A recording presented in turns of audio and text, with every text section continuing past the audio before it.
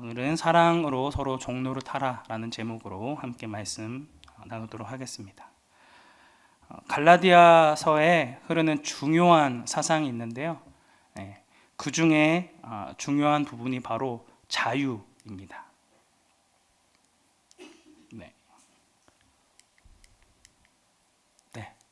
되네요. 감사합니다. 4장 3절 말씀을 보시면 우리가 이 세상의 초등학문 아래에 있어서 종노릇하였다라고 이야기하지만 예수 그리스도 하나님이 보내신 독생하신 아들로 말미암아 5절 율법 아래에 있는 자들을 속량하시고 우리로 아들의 명분을 얻게 하려 하심이라 라고 말씀하고 있습니다. 또 아까는 됐던 것 같은데 또 안 되네요. 이게 말씀인지 모르겠습니다. 하나 더 넘겨주시겠습니까? 또 되는 건가요?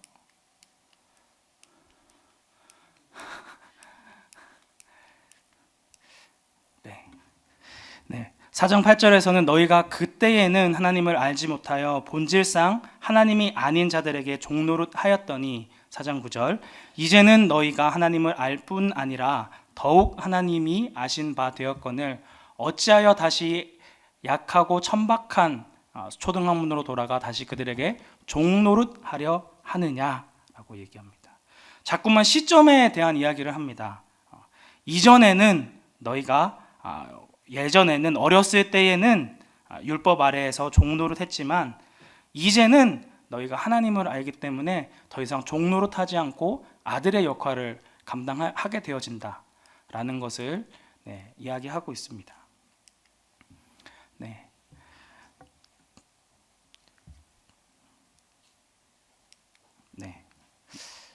그리고 4장 22절부터 31절까지의 말씀에서도 아브라함의 두 아들을 낳은 사라와 하갈에 대한 비유를 하고 있는데 여기서 여종과 자유 있는 여자라는 단어가 또 거듭 반복되어지고 있습니다. 22절 하나는 여종, 하나는 자유 있는 여자라고 이야기하고요. 또 우리는 여종의 자녀가 아니요 자유 있는 여자의 자녀이다 라고 이야기하고 있습니다. 계속해서 종과 자유자를 비교해서 이야기를 하고 있습니다. 5장 1절 말씀에서도 그리스도께서 우리를 자유롭게 하려고 자유를 주셨으니 그러므로 굳건하게 서서 다시는 종의 멍에를 매지 말라라고 선언을 합니다. 너희는 자유를 위하여 부름받은 자이고 이제는 과거와는 달리 율법 아래에 머무르는 자들이 아니기 때문에 다시는 그 종과 같이 살아가지 말라라는 것들을 강조하고 있습니다. 하나님께서 너희에게 주신 그 자유를 가지고 허튼 데 쓰지 말라라는 것들을 명령하고 있는 것입니다. 우리는 자유를 위해 부름을 받은 존재입니다. 전에는 율법의 종이었기 때문에 율법을 다 지켜 행하지 않으면 의롭다함을 받을 수가 없었습니다. 또한 하나님의 진노와 형벌 아래에 구원받을 수 없었던 소망 없는 노예였습니다. 자신이 짓는 죄에서 탈출할 수 없는 선택의 자유가 없는 죄의 노예였다는 것이죠. 그러나 예수 그리스도를 믿음으로 말미암아 우리가 율법을 모두 다 지키지 않아도 하나님께 받아들여진 자가 되었습니다. 이처럼 사도 바울은 갈라디아 교인들에게 너희는 예수 그리스도를 믿음으로 말미암아 율법과 하나님의 진노와 죄에 대해 자유하게 되어진 존재이다라는 것들을 거듭 강조해서 설명을 하고 있습니다. 그런데 갈라디아 성도들은 하나님께서 허락하여 주신 값진 자유를 제대로 사용하지 못합니다. 다시 한번 13절 말씀을 보시면 너희가 자유를 위하여 부르심을 입었으나 그 자유로 육체의 기회를 삼지 말고 라고 이야기를 하고 있습니다. 그 자유를 제대로 사용하지 못하고 육체의 기회로 삼았다는 것을 이야기하고 있는 것이죠. 여기서 등장하는 육체는 우리의 몸을 구성하는 뼈대나 우리의 살덩어리를 가리키는 것이 아닙니다. 우리의 몸 안에 어머니의 모태에서부터 가지고 태어난 죄의 본성과 타락한 마음의 경향성을 가리킵니다. 그래서 육체라고 하는 것은 단순히 우리의 육신뿐만이 아니라 여기에 죄의 본성과 죄의 경향성까지 합쳐서 이 모든 것을 육체라고 부른다라고 하는 것이죠. 흔히 우리에게 자유가 주어졌다라고 하면 무엇을 생각할 수 있을까요? 모든 제약이나 통제에서 자유로운 상태, 혹은 자기가 원하는 것들을 마음껏 할 수 있는 상태를 생각하기 쉽습니다. 아무것도 안 하고 하루 종일 멍 때리면서 TV를 본다든지, 아니면 자기가 정말 하고 싶고 즐기고 싶었던 것들을 마음껏 하는 것으로 떠올리기 쉽다라고 하는 것이죠. 하지만 우리의 죄된 본성은 자신에게 주어진 자유를 제대로 사용하지 못하도록 만듭니다. 그렇다면 성경에서는 우리에게 주어진 이 자유, 예수 그리스도의 보혈로 말미암아 우리에게 허락하신 그 값진 자유를 어떻게 사용하라고 권면하고 있을까요? 바로 밑에 있는 말씀입니다. 오직 사랑으로 서로 종노릇하라 라고 말씀하고 있습니다. 원래 방금 전에 너희는 이제 율법 아래 율법의 종에서 해방되었으니 자유하라 라고 이야기해놓고 바로 밑에서 너희가 얻은 그 자유를 가지고 사랑으로 종노릇하라고 이야기를 하고 있습니다. 충격적인 반전이 아닐 수 없습니다. 율법의 종에서 벗어났으니 이제는 사랑의 종이 되라는 것입니다. 우리에게 주어진 자유를 가지고 다른 사람을 사랑할 수 있는 기회로 선용하라고 하는 것입니다. 자유는 주님께서 우리에게 주신 구원의 중요한 목적 중에 하나입니다. 하나님께서 허락하신 그 귀중한 그 값진 자유를 자신의 육체에 원하는 대로, 자기의 고집대로 자신이 하고 싶었던 모든 것을 마음대로 사용하는 그런 핑곗거리로 변질시키지 말고 사람을 사랑하는 기회로 삼으라는 것입니다. 우리가 사는 사회는 사람보다 업적이나 성취, 그리고 자격이나 공로가 더 중요한 것처럼 가르칩니다. 그래서 옆에 있는 한 사람을 소중하게 여기기보다 일을 더 중요하게 생각한다는 것이죠. 세상은 두고두고 사람들에게 회자될 만한 엄청나고 위대한 업적을 세우는 것을 매우 가치 있게 여기지만 하나님께서는 그런 업적보다 사람을 훨씬 더 중요한 가치로 여기신다는 것입니다. 예수님께서는 누가복음 15장의 비유에서 양 99마리보다 잃어버린 한 마리의 양을 찾기 위해 자신의 모든 것들을 쏟아붓습니다. 이걸 당연하게 여기신다라고 하는 것이죠. 예수님은 한 영혼에 집중하셨고 한 영혼을 천하보다 귀하게 여기셨습니다. 그래서 죄인 한 사람이 회개하는 것, 잃어버린 한 영혼이 주님께로 돌아오는 것이 그만큼 가치 있고 귀하다고 말씀을 하신 것이죠. 사람들 보기에 그 사람이 보잘것없어 보이고 가치 없어 보이는 사람이라 할지라도 하나님 앞에 한 사람의 가치는 너무나도 소중하다는 것입니다. 하나님께서는 결코 한 사람을 작다라고 여기지 않으십니다. 한 영혼을 천하보다 귀하게 여기는 것이 성경의 세계관이고 가치관이라고 하는 것이죠. 하나님께서는 천지에 있는 만물을 창조하실 때 말씀 한마디로 창조하셨습니다. 하늘이 있으라, 땅이 있으라. 이러한 말씀 한마디에 모든 만물이 지음을 받고 존재하게 되었습니다. 그러나 단 한 존재, 사람만은 다르게 창조하셨습니다. 흙으로 빚어서 지으시되 하나님의 형상을 따라 사람을 만드셨습니다. 코에 생기를 불어넣어 생명이 되게 하셨습니다. 영적인 존재가 되게 하셨다는 것이죠. 이 땅에 존재하는 수많은 피조물과 같이 창조하신 것이 아니라 세상의 모든 만물보다 훨씬 더 중요하게, 훨씬 더 가치 있게 신경 써서 만들었다는 것입니다. 한마디로 핸드메이드 작품이라는 것이죠. 네, 공장에서 찍어내는 것보다 핸드메이드가 훨씬 가치가 있죠. 네. 이처럼 한 영혼이 세상에 있는 그 어떤 것보다 더 가치 있다라는 것입니다. 왜 그렇습니까? 그 영혼 안에는 하나님의 형상이 담겨져 있기 때문입니다. 사랑하는 성도 여러분, 여러분이 가지게 된 그 값진 자유를 그 귀한 영혼을 위하여 사용하십시오. 사람을 사랑하고 아끼고 존중하기 위해 우리에게 주어진 자유를 사용하라는 것입니다. 오늘날의 세상은 상대방을 이용하려 들고 나의 행복을 위하여 다른 사람들의 상처와 아픔을 가볍게 생각합니다. 하지만 성경 말씀은 나를 위해 살아가지 말고 상대방을 존중하고 아끼고 배려하라고 말씀하십니다.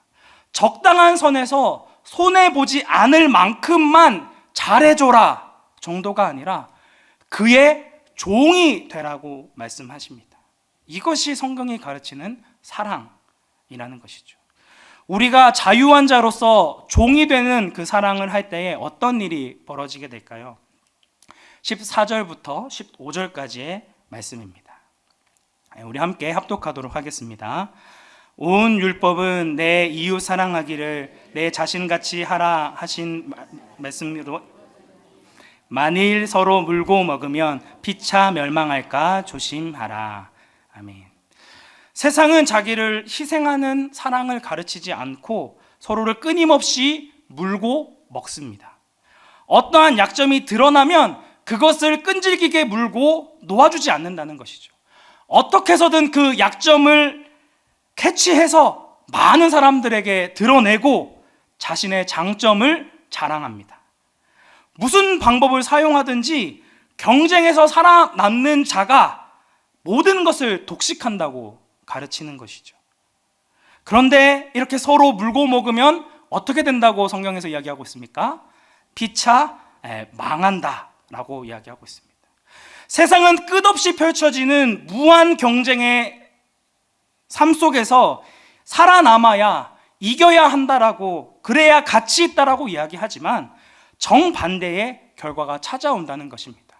이는 생명의 길이 아닙니다. 반면 하나님의 말씀대로 자신에게 주어진 값진 자유를 통해 이웃을 사랑하기 위해 종노릇하면 온 율법이 완성되어지는 것이고, 이를 통하여 하나님께서 주시는 참된 만족과 행복을 누릴 수 있게 된다는 것입니다. 이 땅의 사람들은 자신이 원하는 것을 이루게 되어지면, 성취하게 되면 행복할 거라 생각하며 살아갑니다. 남들보다 더 좋은 직장, 더 많은 권력, 더 많은 돈을 소유하면 행복할 거라 생각하지만 이를 가지면 가질수록 더욱 깊은 허무함과 절망감에 빠지게 되어집니다. 누군가의 것을 빼앗아 쟁취하면 그것으로 만족하는 것이 아니라 계속해서 또 다른 욕망을 불러일으키게 된다는 것입니다. 하나님께서 주신 자유를 가지고 내 자신의 육체의 욕망을 따라 살아가는 것이, 그리고 자기 자신을 위하여 마음껏 사용하는 것이 우리를 행복으로 이끌지 못한다는 것입니다.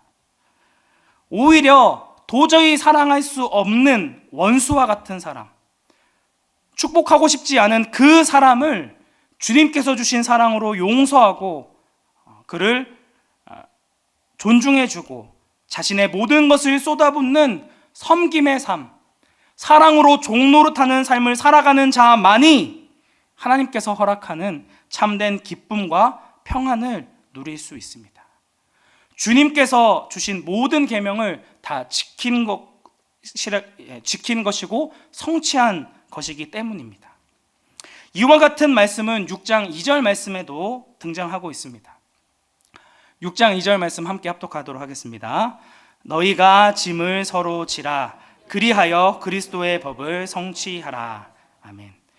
서로의 짐을 지어주는 것 역시 하나님의 율법을 지키는 것이고 성취하는 것이라 이야기합니다. 그리스도 안에서 한 가족이 된 성도들은 서로의 짐을 짊어져 준다는 것입니다. 다른 사람이 지고 있는 무거운 짐을 볼 때에 그냥 무시하고 지나가거나 그것을 결코 내버려 두지 않는다는 것입니다. 함께 짐을 나누어 집니다. 또한 내가 무거운 짐을 지다가 너무 힘들면 거리끼지 않고 다른 사람의 도움을 받는 것을 두려워하지 않고 이것을 요청할 수 있는, 짐을 서로 지는 공동체가 바로 교회 공동체라는 것입니다. 여러분, 정말 믿음이 강한 사람이 어떤 사람인지 아세요? 로마서 15장 1절 말씀 에서는 믿음이 강한 우리는 마땅히 믿음이 약한 자의 약점을 담당하고 자기를 기쁘게 하지 아니할 것이라 라고 말하고 있습니다. 강한 믿음을 가진 사람은 연약한 자의 약점을 감당하고 자기를 기쁘게 하지 않고 상대방을 기쁘게 한다는 것입니다. 아까 말씀드렸던 것처럼 세상은 철저하게 자신에게 득이 되는 것에 달라붙습니다. 반대로 자기보다 조금만 약하거나 부족하면 철저히 그를 무시하고 짓밟아 버립니다. 다른 사람이 그것 때문에 힘들어 하든 말든 나만 행복하면 되고 나만 잘 살면 됩니다. 오히려 다른 사람, 자신이 져야 할 짐을 다른 사람에게 짊어지게 하는 일을 서슴지 않고 하는 것이 이 악한 세상이라는 것입니다. 그러나 성령의 인도하심을 따라 사는 성도와 교회는 결코 그렇게 행하지 않습니다. 약한 자의 약점을 내가 감당합니다. 짐을 대신 져주고 결코 다른 사람의 것을 이용하여 나를 기쁘게 하는 데 사용하지 않는다는 것입니다. 이것이 예수 그리스도를 주인으로 삼는 교회 공동체요, 생명 공동체의 특징이라는 것입니다. 성도가 이러한 삶을 살아갈 때에 그리스도의 법이 성취되어지고 이루어집니다. 그리스도의 법이 무엇입니까? 예수 그리스도는 이 땅 가운데 사시면서 아무런 죄를 짓지 않으므로 율법의 모든 요구를 다 이루시고 성취하셨습니다. 율법의 모든 요구를 다 이루신 예수님께서 우리에게 새로운 한 가지의 법을 주셨습니다. 요한복음 13장 34절과 35절 말씀인데요, 말씀 함께 합독하도록 하겠습니다. 새 계명을 너희에게 주노니 서로 사랑하라. 내가 너희를 사랑한 것 같이 너희도 서로 사랑하라. 너희가 서로 사랑하면 이로써 모든 사람이 너희가 내 제자인 줄 알리라. 아멘. 이 말을 반대로 이야기한다면, 서로 사랑하지 않는다면 너희는 내 제자가 아니라는 것이 되어집니다.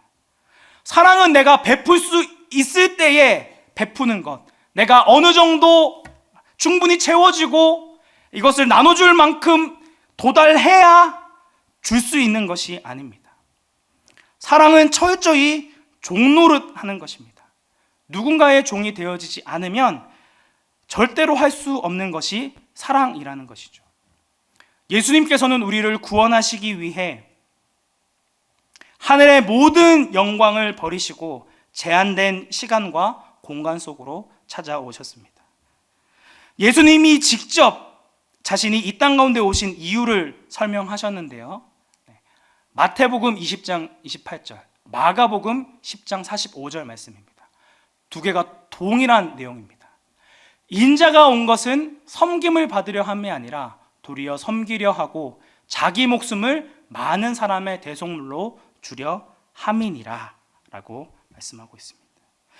예수님께서는 우리를 너무나 사랑하셔서 우리를 섬기시기 위해 누가 시키지 않았음에도 불구하고 스스로 종이 되셨습니다. 우리의 죄짐을 대신 지시고 십자가에 달려 처참히 죽임을 당하셨습니다. 이것이 바로 사랑이 만들어내는 자발적인 종노릇입니다. 우리가 결코 질 수 없는 그 죄와 사망의 짐을 주님께서 대신 지셨다는 것입니다. 보통 짐은 누가 드나요? 종이 들죠. 주인은 짐을 지지 않습니다. 하지만 모든 만물의 창조주이요, 인간의 모든 생사를 주관하시는 전능하신 하나님의 아들이 주인 노릇을 하지 않고 종이 하는 일을 감당하셨습니다. 우리의 육체로는 죽었다 깨어나도 할 수 없는 사랑으로 종노릇하는 삶을 직접 보이신 것입니다.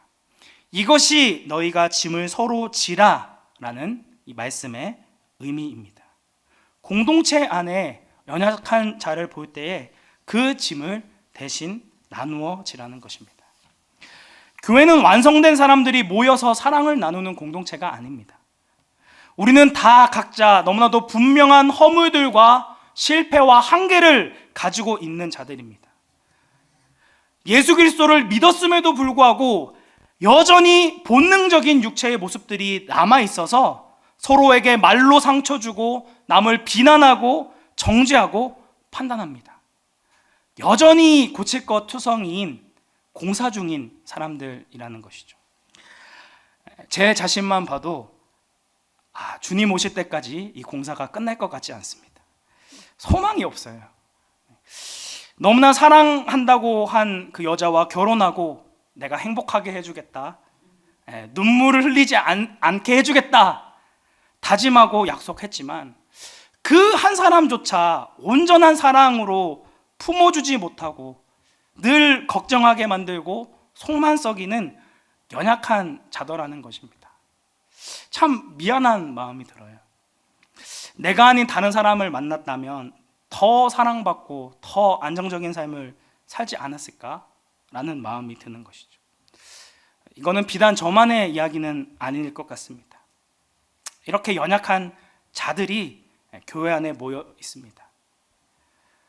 하지만 이렇게 연약한 자들이 지지고 볶으면서 함께 성장해 나가는 공동체가 바로 교회 공동체라는 것입니다.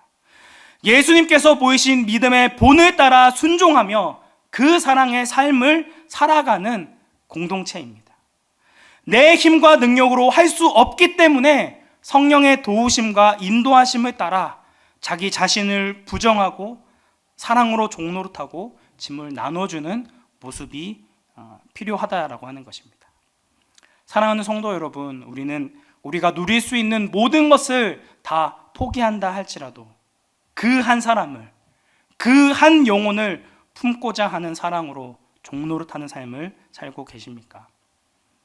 옆에 있는 한 사람 한 사람이 주님이 주신 귀한 값을 지불하고 사신 하나님의 존귀한 자녀로 대하고 있느냐는 것이죠. 우리에게 모든 것을 행할 수 있는 자유가 주어져 있지만 그 자유를 가지고 내 육체의 쾌락과 유익을 위하여 누리는 자가 아니라 기쁨과 자원하는 마음으로 다른 사람을 섬기며 사랑으로 서로의 짐을 지워주는 그런 귀한 성도님들이 되시기를 주님의 이름으로 축복합니다. 아울러 우리 강북 우리 교회가 서로를 위하여 사랑으로 섬기고 서로 함께 믿음 가운데 세워져 나가는 주님 보시기에 너무 귀한 사랑의 공동체가 또 되기를 주님의 이름으로 축복합니다. 자, 이렇게 끝나면 너무나 깔끔하고 좋을 것 같습니다. 하지만 우리가 여기서 나오는 질문이 근데 이게 현실적으로 가능하냐는 질문을 던질 수밖에 없습니다. 여전히 우리 속에 죄의 나쁜 습관들과 본성 그리고 자기중심성을 그대로 가지고 있는데 어떻게 이 말씀대로 그 사람을 종처럼 섬겨주고 살아갈 수 있느냐는 것이죠. 혈연 관계로 묶여있는 가족임에도 서로를 미워하고 서로를 멀리하고 또 서로 사랑하여 결혼했지만 사소한 문제 때문에 서로를 미워하고 이혼하고 끝없는 다툼으로 가득한 이 땅 가운데서 어찌 피 한 방울 섞이지 않은 이웃을 위해 사랑으로 종노릇하는 것이 가능하냐는 것입니다. 근데 갈라디아서 5장 16절 말씀에서는 우리가 이렇게 할 수 있다라고 이야기하고 있습니다. 뭐라고 얘기하고 있냐면 너희는 성령을 따라 행하라 그리하면 육체의 욕심을 이루지 아니하리라 라고 말씀하고 있습니다. 앞에서 말씀드렸다시피 모든 사람은 자신의 육체의 욕심과 자기 중심성을 가지고 살아갑니다. 예수 그리스도를 믿었다고 해서 이 죄의 영향력이 완전히 사라지는 것이 아니라 잠시 눌려 있는 것입니다. 성령의 은혜로 잠시 눌려져 있다 뿐이지 여전히 우리의 부패와 악함이 그대로 남아 있다는 것이죠. 조금이라도 성령으로 누르지 않으면, 성령의 은혜를 구하지 않으면 언제든지 튀어나올 수 있는 것이 바로 우리 안에 있는 죄라고 하는 것입니다. 그런데 그런 우리가 육체의 욕심을 따라 살지 않고 사랑으로 종노릇할 수 있는 길이 성령을 따라 행하는 것이라고 성경에서 말하고 있는 것이죠. 우리가 예수 그리스도를 영접하는 순간에 성령 하나님께서 우리의 마음에 거하신다라고 합니다. 성령님은 예수 그리스도를 믿을 때에 한번 잠깐 방문하셨다가 떠나시는 것이 아니라 우리와 평생 들어와 사신다는 것이죠. 우리 속에 성령이 임재하시면 육체의 욕심에 따라 굴복하지 않고 육신의 소욕이 이끈 대로 살아가지 않고 예수님의 성품을 닮아 사랑으로 종노릇할 수 있다는 것입니다. 교회에 열심히 출석한다고 해서, 섬김과 봉사를 많이 한다고 해서, 혹은 신앙의 연수가 오래되었다고 성도가 되어지는 것이 아니라 성령으로 거듭나야 성도가 되어진다는 것입니다. 예수 그리스도를 믿음으로 새롭게 거듭나게 된 성도들, 이 성령을 따라 살아갈 수 있는 자가 된다는 것이죠. 우리가 그 성령을 따라 살아갈 때에 육체의 욕심을 따라 살지 않을 수 있습니다.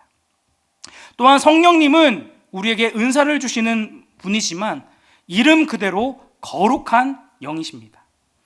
성령이 우리가 육체의 욕심을 따라 살아가려는 본성에 굴복하지 않고 신령한 성품을 닮아가도록 도우신다는 것입니다. 우리의 마음 가운데에 거룩한 삶에 대한 소망과 소원을 주시고 그 성품을 닮아가도록 끊임없이 도우시고 이끄신다는 것입니다. 그렇기 때문에 하나님 나라의 백성들은 필연적으로 우리 안에 거하시는 성령을 따라 사는 삶을 살 수밖에 없습니다. 그런데 이 성령을 따라 살면 우리의 삶 가운데 치열한 싸움이 일어나게 됩니다. 17절 말씀인데 17절 말씀이 없네요. 제가 읽어드리겠습니다. 육체의 소욕은 성령을 거스르고 성령은 육체를 거스르나니 이 둘이 서로 대적함으로 너희가 원하는 것을 하지 못하게 하려 함이니라. 우리가 성령을 따라 살아가지 않을 때에는 우리 안에 아무런 일이 일어나지 않습니다. 아무런 갈등이 없어요. 아주 편안합니다. 그런데 성령을 따라 살아가려고 하고 말씀에 순종을 하려고 할 때에 우리 안에 치열한 싸움이 일어나게 된다는 것이죠. 육체의 소욕은 우리가 태어날 때부터 본성적으로 가지고 있었던 것이기 때문에 우리에게 너무 익숙하고 너무나 자연스럽습니다. 누가 시키지 않아도 자연스럽게 죄를 짓습니다. 전혀 불편하지가 않다는 것이죠. 그런데 이제 성령의 말씀을 따라 성령의 도우심을 쫓아 성령을 따라 살아가려고 할 때에 육체가 불편해하기 시작한다는 것이죠. 야, 너 불편하게 왜 이래? 이렇게 안 살았잖아. 그냥 살던 대로 살아. 뭐 이렇게 불편하게 만드니? 나 너무 힘들거든? 라고 하면서 끊임없이 부딪힘이 일어나게 된다는 것입니다. 마귀는 수천 년 동안 하나님을 거스르고 대적하는 일을 본업으로 살아온 자들입니다. 그래서 할 수만 있으면 우리를 통해 하나님을 거스르고 대적하도록 애쓰는 자들이라는 것이죠. 그래서 우리가 육체를 따라 살아갈 때에는 아무런 신경을 쓰지 않지만 성령에 순종하려는 낌새만 보여도 우리를 가만히 내버려 두지 않는다는 것입니다. 우리를 걸려 넘어지게 하는 수많은 환경들과 수많은 상황들을 통해 성령을 따라 살아가지 못하도록 우리를 넘어뜨린다는 것이죠. 사랑하는 성도 여러분, 우리의 육체와 성령이, 우리 안에 성령이 계시다면 이런 부딪힘이 끝없이 우리의 평생 일어나는 것은 너무나도 당연하고 너무나 분명한 것입니다. 이러한 갈등 없는 편안한 삶을 기대하지 마십시오. 세상 사람들이 원하는 것처럼 마음껏 내 욕심대로, 내 정욕대로 살아가다가 교회에 일주일에 한 번 나와 회개 한 번 하면 면죄부를 찍어주고 우리를 구원의 은혜로 허락하여 주는 그런 종교가 아니라는 것입니다. 그리스도인의 마음과 영혼에는 항상 영적인 싸움이 있고 치열한 싸움의 아픔과 수고가 우리 삶 가운데 있을 수밖에 없다라고 하는 것입니다. 우리는 편안한 인생을 기대하며 살아가는 자가 아니라 하나밖에 없는 생명의 길을 걸어가는 자들입니다. 사랑하는 성도 여러분, 우리가 성도로 그럼 이 땅을 살아갈 때 내가 정말 성령을 따라 살아가고 있는지 아니면 육체를 따라 살아가고 있는지 이것을 어떻게 하면 분별할 수 있을까요? 오늘 본문 말씀에 분명하게 등장하고 있습니다.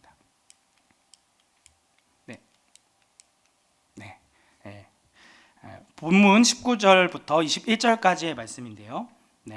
너무 길어요, 그죠? 읽지 않도록 하겠습니다. 육체의 일은 분명하다라고 이야기를 하고 있습니다. 그러면서 장장 몇 개를 얘기하냐면 15가지의 항목에 대해서 쭉 나열을 하고 있습니다. 한글 성경에서는 육체의 일이라고 나와 있지만 원문을 보시면 육체의 일들이라고 복수로 나와 있습니다.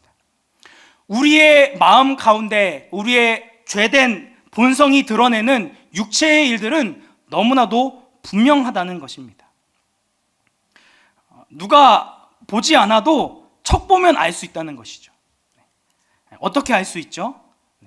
15가지를 다 설명하려면 시간이 부족해서 못할 것 같습니다. 근데 이것을 묶음으로 묶을 수 있습니다.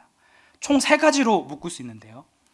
첫 번째는 음행과 더러운 것과 호색입니다.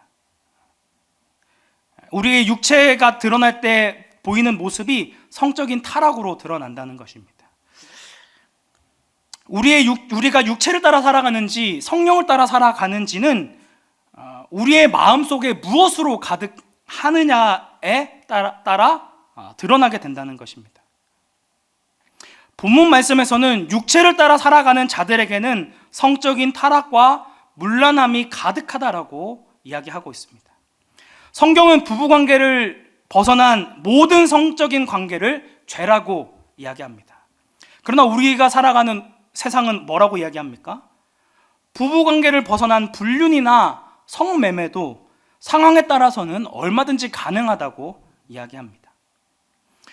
요즘에는 인터넷을 조금만 다룰 줄 알아도 핸드폰이나 카메라로 불법 촬영한 성관계 동영상을 쉽게 찾아볼 수 있습니다. 그리고 또 이를 따라하는 모방 범죄가 점점 더 많아지고 있다는 것입니다. 이러한 범죄를 사랑이라는 이름으로 아름답게 포장하고 그저 책임감 있게 행동하기만 하면 괜찮다라고 합리화한다는 것이죠. 이것이 바로 성령을 따라 살아가지 않고 육체를 따라 살아가는 증거이자 말세에 드러나는 현상 중에 하나입니다. 육체를 따라 살아가는 두 번째 특징은 자기중심성입니다. 20절 앞에 나오는 우상숭배와 주술. 뒤에 2개가 더 있는데 21절에 술취함과 방탕함입니다. 사람은 어머니의 모태로부터 자기중심성을 가지고 태어납니다. 그래서 자신한테 필요 이상으로 집착을 한다는 것이죠. 모든 기준은 자기 자신에게 있기 때문에 합당한 분별력을 잃어버리고 자기 자신만을 위해 살아가다가 어려운 일이나 환경을 맞닥뜨리게 되면 자기를 놓아버립니다. 우상숭배가 바로 이러한 자기중심성의 가장 대표적인 현상이라 할 수 있습니다. 자신이 열심히 섬기고 따르는 우상은 결국은 자신이 좋은 대로 하는 것을 허용해주는 그런 자신만의 신일 뿐입니다. 주술 역시도 마찬가지로 자신을 위해 악한 세력을 교묘하게 이용하는 것입니다. 악한 줄 알지만 점을 치는 것이나 이런 것들을 이용해서 자신의 욕구를 채우기를 원한다는 것이죠. 그래서 자꾸 무당이나 다른 누군가의 말을 듣고 그에 따라 행동하는 것입니다. 그리고 술 취함과 방탕함은 책임 있는 삶을 살지 않고 자기를 포기하는 전형적인 모습입니다.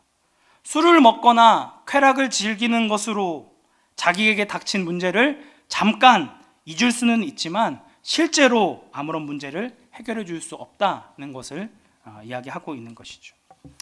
그리고 육체를 따라 살아가는 삶의 세 번째 특징은 관계의 깨어짐입니다. 여기서 술 취함과 방탕함은 빠져야 되는데 제가 잘못 체크를 했습니다. 이 부분이 가장 중요한 부분입니다. 우리가 흔히 육체를 따라 살아간다고 하면 첫 번째와 두 번째 부분만 많이 생각을 합니다.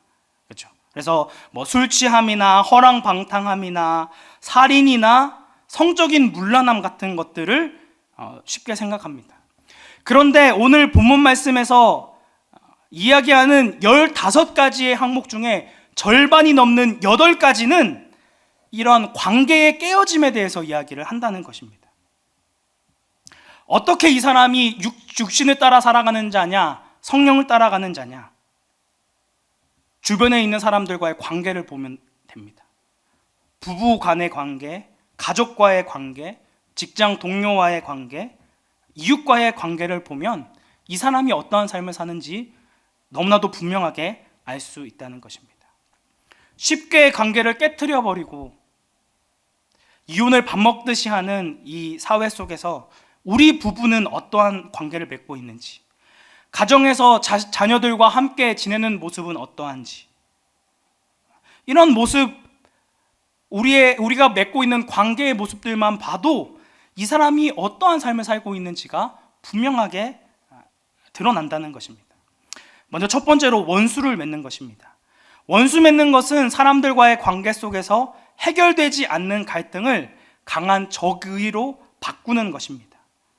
우리가 사람과의 관계를 맺을 때에 우리가 본의 아니게 상처를 주고받는 경우가 있을 수 있습니다. 그런데 이러한 갈등이 일어났을 때에 이것을 해결하려 하지 않고 이것을 마음속에 담아놓고 이것을 적의로 바꾸는 경우가 있습니다. 마음속에 나쁜 마음과 원한을 가지게 된다는 것이죠. 이것이 원수를 맺는 것입니다. 그리고 한국 사회는 분을 내는 것을 너무나도 당연하게 생각하는 사회입니다. 혼자 분을 막 내는 것으로 만족할 수 없으니까 자신과 동일한 생각을 가진 사람들끼리 서로 무리를 이루게 되어집니다. 자신의 욕구를 함께 충족할 수 있는 자들을 모아서 당을 짓는 것이죠. 하나님께서 제일 미워하시는 죄 중에 하나입니다. 근데 당을 짓는 사람들이 첫날 만날 함께 하나요? 그렇지 않죠. 우리 지금 다가오는 총선을 앞두고 또 분열했던 당들이 또 서로 하나로 합치는 모습을 살펴볼 수 있습니다. 당장 눈앞에 있는 이익에 따라 한 배를 탔을 뿐 언제든지 갈라설 수 있다는 것이죠. 이처럼 분열을 하게 되어지면 본류로부터 끊어지게 되어지기 때문에 이런 사람들이 이단이 되어진다는 것입니다. 이 모든 관계에 어그러진 뿌리는 바로 육체를 따라 살기 때문입니다. 그리고 이 뿌리를 두 가지로 설명을 합니다. 바로 시기와 질투입니다. 시기는 남들이 자신보다 잘 되는 것을 못 견뎌 하는 것입니다. 그리고 투기는 다른 사람이 이루어 놓은 것을 내가 가지고 싶어 하는 마음입니다. 이 두 가지는 서로 거의 비슷합니다. 남들이 훌륭하게 살아가고 있는 모습들을 보고 함께 기뻐해주고 그것을 인정해주면 얼마나 좋겠습니까? 그런데 그것을 인정하지 않고 자꾸 흠을 만들어낸다는 것입니다. 털어서 먼지 안 나는 사람이 있을까요? 모두 다 죄인인데 그런 사람이 없겠죠. 그렇게 찾아낸 허물 한두 가지를 가지고 한 사람의 인격을 짓밟아 버리고 그것이 전부인 양, 그 사람의 인격인 양 매도해 버립니다. 남의 약점을 헐뜯는 어리석음이 바로 시기와 질투 가운데 드러난다는 것이죠. 그러나 성령을 따라 살아가면 어떤 일이 일어날까요? 22절부터 23절까지 말씀입니다. 이 말씀은 함께 합독하도록 하겠습니다. 오직 성령의 열매는 사랑과 희락과 화평과 오래 참음과 자비와 양선과 충성과 온유와 절제니 이 같은 것을 금지할 법이 없느니라. 아멘. 저희가 너무나도 잘 알고 있는 성령의 9가지 열매가 등장합니다. 그런데 여기서 우리가 주의 깊게 보아야 할 것이 있습니다. 19절의 말씀에서는 육체의 일들이라고 복수로 나와 있는데 22절에 나오는 성령의 열매는 복수가 아닌 단수로 나와 있다는 것입니다. 이미 알고 계신 분들도 있으시겠지만 성령의 열매는 9가지의 개별적인 부분을 의미하는 것이 아니라 궁극적으로 하나라는 것입니다. 이것은 한 인격, 예수님의 인격 가운데 나타나는 9가지의 특성에 대해서 이야기를 하고 있는 것입니다. 우리가 예수님의 인격을 가질 수 있다고요? 불가능해 보이지만 가능합니다. 어떻게 하면 가질 수 있을까요? 내 안에 성령이 거하시고 성령이 우리를 통치하시고 다스리실 때에 우리 가운데 성령의 열매가 맺어지고 예수님의 인격이 자라난다는 것입니다. 예수님을 닮아가게 되어진다는 것입니다. 결국 성령을 따라 살아가는 삶은 언제나 일관성 있고 통일성 있는 이 열매로 드러나게 될 수밖에 없다는 것입니다. 그 드러나는 열매의 모습이 조금씩 달라 보일 수는 있어도 일관된 모습을 가지고 있다는 것입니다. 이러한 모습들이 관계 가운데서 자연스럽게 드러날 수밖에 없다는 것입니다. 성령의 열매를 9가지로 이야기하고 있는데 이것도 3가지로 분류할 수 있습니다. 앞에 있는 3가지, 우리가 성령을 따라 살아갈 때에 보일 수 있는 삶의 첫 번째 특징은 하나님과의 관계 안에서 열매를 맺게 된다는 것입니다. 하나님을 바르게 알 때에 생기는 열매로 가장 먼저 나오는 것이 사랑입니다. 세상에서는 이성 간의 애정 혹은 부모가 자녀를 아끼는 것을 사랑이라고 이야기하지만 이러한 사랑은 자기중심적인 사랑, 그리고 자기를 더 중요하게 여기는 조건부 사랑일 경우가 많습니다. 한참 뜨거울 때는 모든 것을 다 줄 수 있을 것처럼 하지만 실제는 아닌 것이죠. 그러면 참사랑은 언제 알 수 있을까요? 사람이 하나님을 만날 때에 참된 사랑을 알 수 있게 됩니다. 조건에 근거하지 않고 자기애에 근거하지 않고 사람의 공로에 근거하지 않는 하나님의 은혜를 통한 사랑만이 우리를 참 사랑으로 인도한다는 것입니다. 이 사랑을 위해 자신을 희생하시고 사랑으로 종노릇하는 참된 사랑을 보여주셨다는 것입니다. 이러한 하나님의 사랑을 알 때에 우리의 삶 가운데 기쁨과 희락이 나타나게 되어집니다. 이 세상이 줄 수 있는 사랑과 그리고 어떠한 한 사람이 줄 수 있는 사랑은 일시적이고 잠깐입니다. 오직 무조건적으로 우리를 사랑하신 그 하나님의 사랑을 경험할 때에야 진정으로 참된 기쁨을 깨닫게 되어진다는 것이죠. 이런 하나님의 사랑을 알 때에 우리의 마음 가운데 화평이 찾아오게 됩니다. 요즘은 어디를 가도 전쟁터와 같습니다. 남들보다 더 좋은 평가를 받기 위해 혹은 성공하기 위해 얼마나 애쓰고 얼마나 발버둥 치는지 모릅니다. 어디를 가든지 치열한 경쟁 가운데 살아남아야 된다는 것이죠. 그러나 하나님의 무조건적인 사랑을 알면 더 이상 스펙이나 실력으로 자신을 무장하지 않아도 주님께서 주시는 평안과 자유와 안식을 누리게 되어진다는 것입니다. 우리의 신앙의 연수가 더해지면 더해질수록 더욱 이런 하나님의 사랑을 알아감으로 세상이 줄 수 없는 참된 기쁨과 화평을 누리는 성도님들이 되시기를 주님의 이름으로 축복합니다. 두 번째, 성령을 따라 살아가는 특징은 다른 사람과의 관계 속에서 드러나는 열매입니다. 우리가 하나님과의 바른 관계를 맺으면 반드시 이웃과의 관계도 회복되어진다는 것입니다.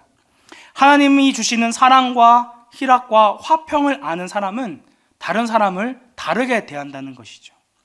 앞에서도 잠시 언급했듯이 하나님을 모르고 육체를 따라 살아갈 때에 관계가 다 깨어지게 되어지는데, 성령을 따라 사는 사람들은 깨어졌던 관계가 다시 회복되어진다는 것입니다.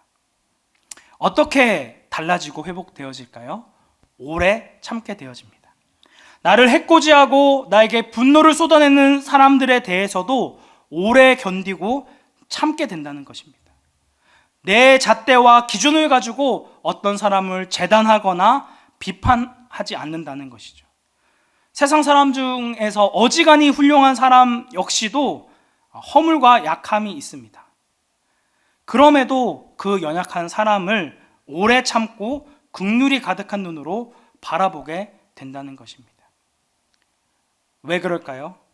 내가 원하는 방법으로, 내가 원하는 방향으로 그 사람을 바꾸지 않아도, 그 사람을 움직이지 않아도 하나님의 때와 시간표가 되면 그가 변화되어질 것을 믿는 믿음으로 오래 기다릴 수 있게 되는 것입니다. 이것이 바로 자비입니다. 요즘 뉴스를 보면 가관도 아닙니다. 그렇죠?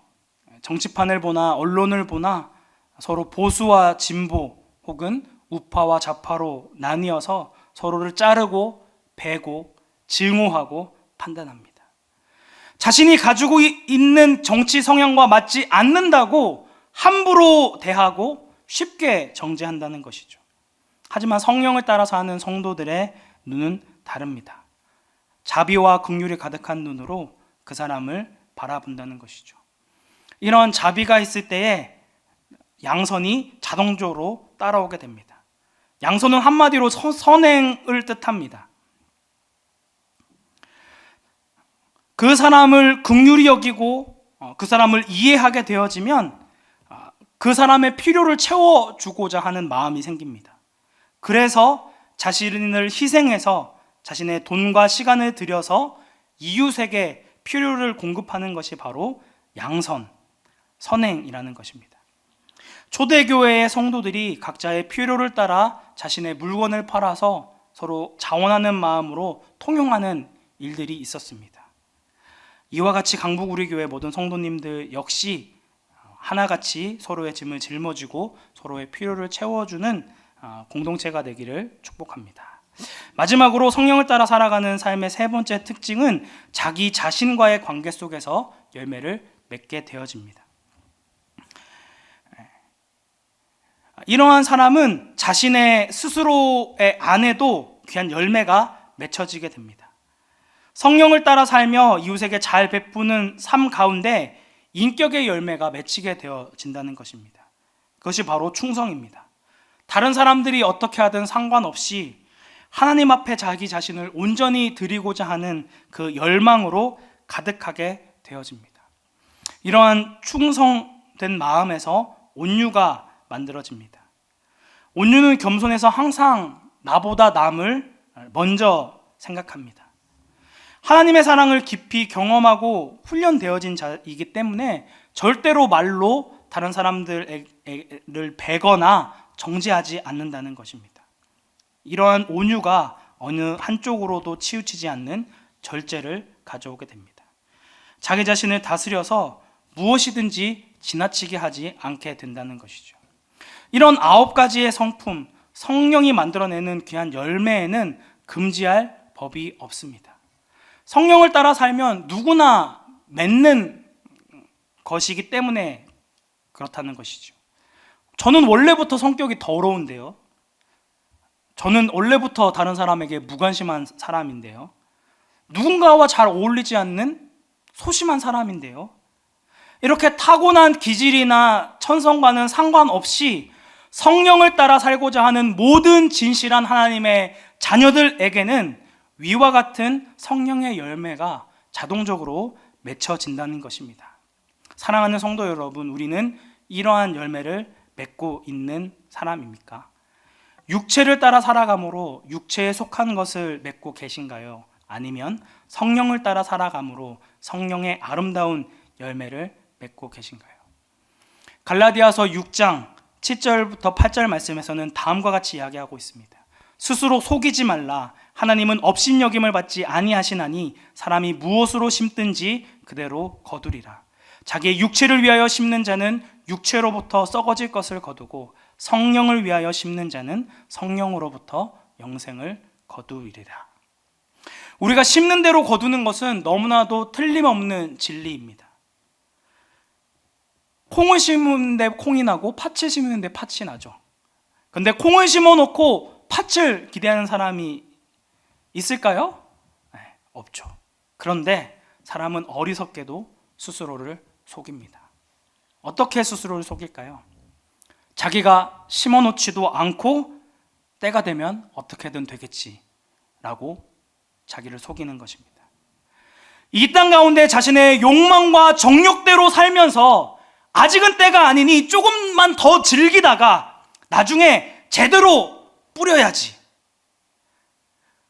그래도 내가 교회에 드린 헌금이 얼마고 다닌 짬밥이 얼만데 주님께서 후하게 평가해 주시겠지. 자기를 합리화하고 착각 속에 스스로를 속이는 것입니다. 하지만 하나님께서는 우리의 마음과 우리의 마음에서 나오는 생각과 말과 행실을, 우리의 전 인격을 평가하십니다. 우리가 무엇으로 심었는지를 보시고 우리를 판단하실 것입니다. 그 결과에 따라 내가 육체를 위해 심었는지 내가 성령을 위해 심었는지의 결과에 따라 어떤 사람은 다 썩어질 것을, 또 어떤 사람은 영생을 거두게 될 것입니다. 우리는 무엇을 거두게 될까요? 사랑하는 성도 여러분, 우리가 사는 이 악한 세상을 보십시오. 이 사회는 자신의 소유를 자랑합니다. 자신의 돈, 자신의 신분, 재능, 지위, 명예를 자랑합니다. 그런데 이 모든 것이 누가 주신 것이죠? 전부 하나님께서 주신 것입니다. 그들이 이것을 인정하든 인정하지 않든 그들이 가진 모든 것은 하나님의 것입니다. 그러므로 하나님이 우리를 평가하실 때에는 우리가 가진 것으로 우리를 평가하지 않으신다는 것입니다. 그렇다면 무엇으로 우리를 평가할까요? 우리가 소유하고 있는 재물과 신분과 지위를 가지고 얼마나 다른 사람을 위해 사랑했느냐, 얼마나 그들을 섬겼느냐를 보실 것입니다. 이것이 마태복음 25장에 나오는 양과 염소의 비유의 핵심입니다. 넘겨주시고요. 주님께서 다시 오실 영광스러운 날에 우리의 왕이 되시는 예수님께서 모든 민족을 그의 앞에 부르시고 양과 염소를 구분하십니다. 그들을 구분하는 유일한 기준이 무엇인지 아십니까? 우리가 이 땅 가운데 있을 때에 우리 주변에 있는 이웃들을 어떻게 대했느냐입니다.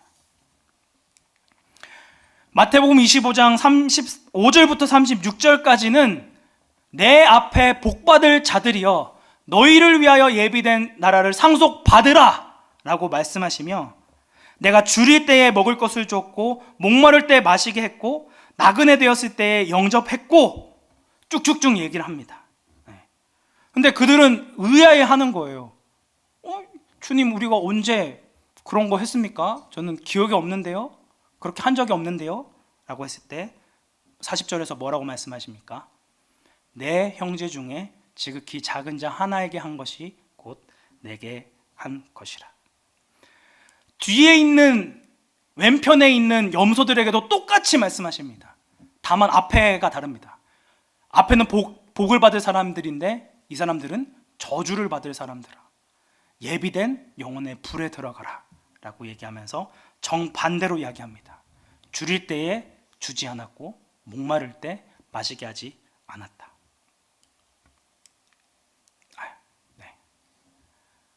이들도 똑같이 얘기합니다. 우리가 언제 그렇게 한 적이 없는데요 라고 했을 때 동일하게 이 작은 자 하나에게 한 것이, 하지 않은 것이 나에게 하지 아니한 것이라 말씀하시죠.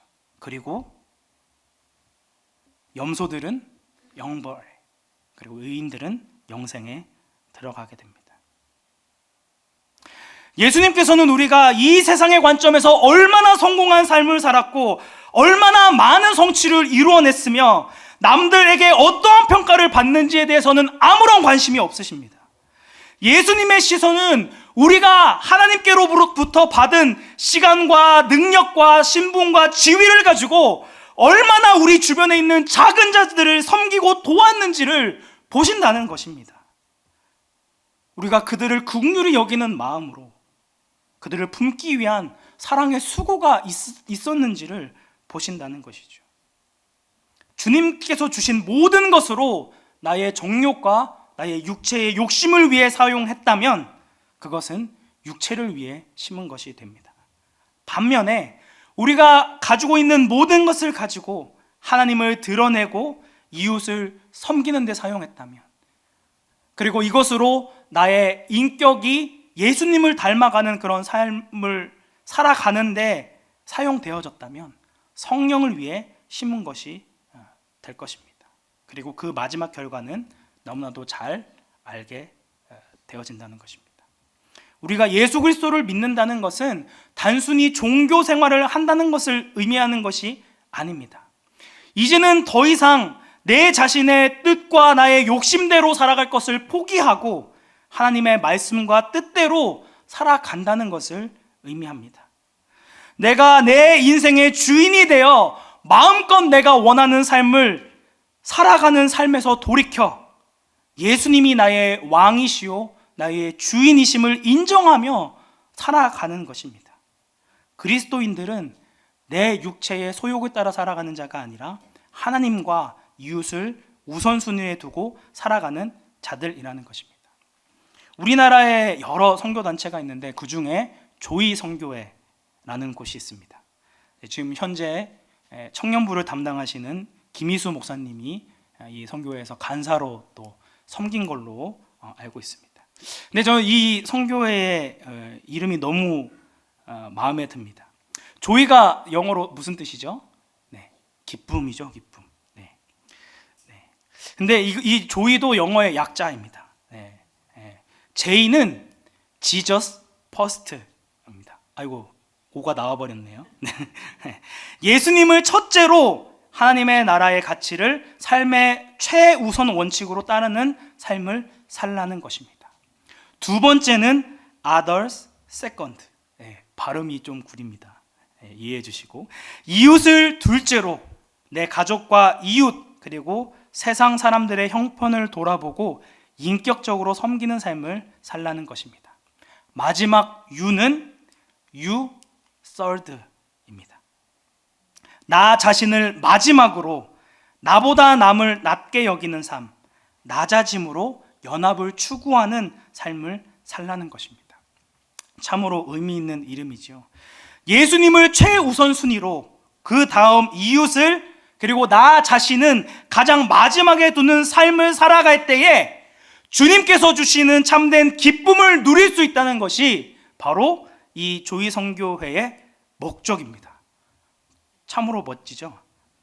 그런데 사실 우리가 아까 살펴봤던 성령의 9가지 열매 역시 가장 먼저 하나님과의 관계를, 그 다음 이웃과의 관계, 제일 마지막에 내 스스로의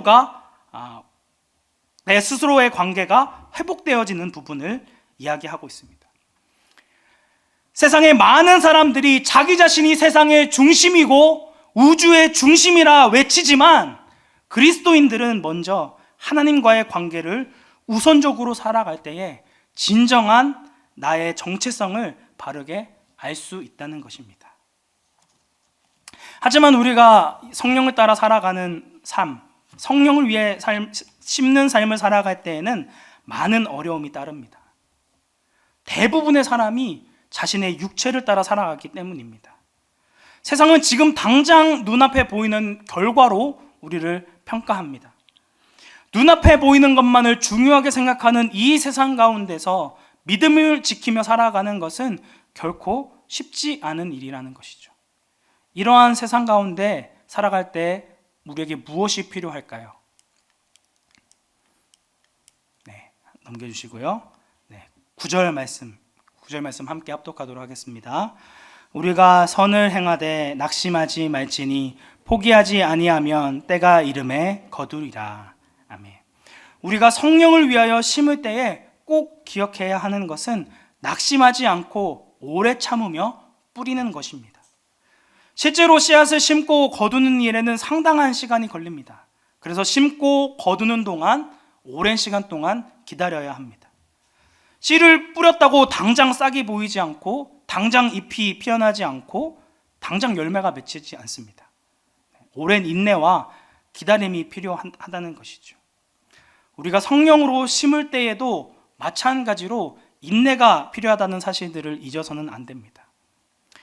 우리는 당장 우리가 심은 것이 금방금방 결실을 맺고 또 눈에 띄는 괄목한 모습을 보이기를 원합니다. 그러면 참 재밌지 않을까요? 내 믿음이 이렇게 심은 대로 팍팍팍 크는 걸 보면 얼마나 뿌듯하고 얼마나 좋을까요? 하지만 이게 그렇게 쉽게 보여지지 않는다는 것입니다.